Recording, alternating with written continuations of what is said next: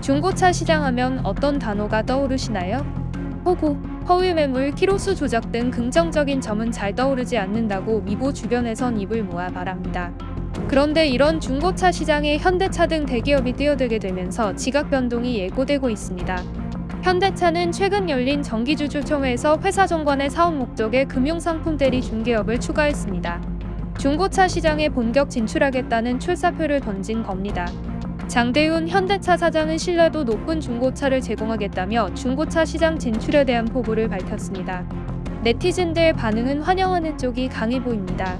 대기업 시스템이 중고차 시장에 들어온다면 그동안 허위 광고와 사기 등 고질적인 중고차 시장의 문제점이 개선될 것이라는 기대감이 감지됩니다. 사실 중고차 시장은 대표적인 레몬 시장으로 불립니다. 레몬 시장은 소비자와 판매자가 가진 정보의 비대칭성이 큰 시장을 말합니다. 쉽게 말해 소비자가 호구가 되거나 손해를 보기 쉬운 시장이라는 것입니다.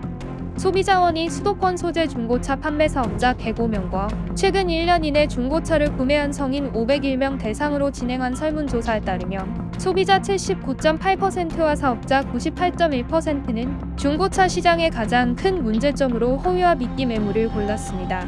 이 정도면 사업자들도 무엇이 가장 큰 문제인지 파악하고 있다는 의미입니다. 현대차의 중고차 시장 진출은 험난했습니다. 2013년 중고차 사업이 중소기업 적합업종으로 분류되면서 국내 대기업은 진출할 수 없었습니다. 하지만 시장 상황이 바뀌면서 지난해 중소벤처기업부는 생계형 적합업종 심의위원회를 열고 중고차 사업을 생계형 적합업종으로 지정하지 않기로 결정했습니다. 이에 현대차는 야심차게 중고차 사업을 준비했지만 중소기업 사업부정심의회가 시장 진출을 1년 미룰 것을 권고하면서 올해 하반기 중고차 사업을 시작할 예정입니다. 현대차는 중고차 사업의 핵심을 품질 인증에 두고 출고기간 5년과 주행거리 10만 킬로미터 이내의 자사 브랜드 중고차 중 철저한 품질 테스트를 통과한 차량을 판매해 고객의 만족도를 올리겠다는 구상입니다.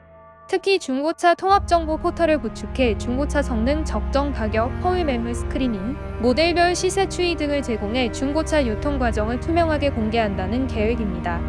하지만 이에 대한 반발도 만만치 않습니다.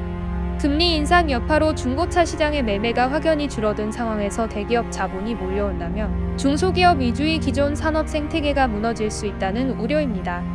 실제로 한국자동차매매사업조합연합회는 성명을 통해 현대차는 자동차 매매업 불목상권 진출을 즉각 철회하라는 주장을 펼치기도 했습니다.